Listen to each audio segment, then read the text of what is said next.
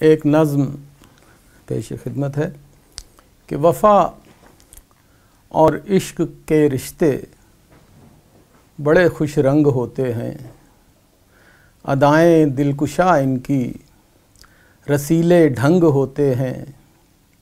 किसी मौसम किसी रुत में किसी भी शाख पर अक्सर ये नन्ही कोंपलें बनकर चमन आबाद करते हैं। सुकून देते हैं ज़हनों को, दिलों को शाद करते हैं।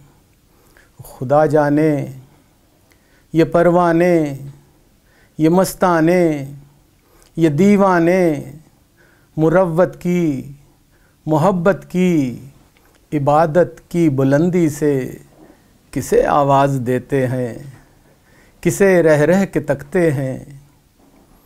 ये नाउम्मीद होकर भी कभी मुनकिर नहीं होते, ये किसकी जुस्तजू में पस्त होते हैं, न थकते हैं। ये रहकर दूर भी एक दूसरे के संग होते हैं। वफ़ा और इश्क के रिश्ते बड़े खुश रंग होते हैं। वफ़ा और इश्क के रिश्ते बड़े खुश रंग होते हैं।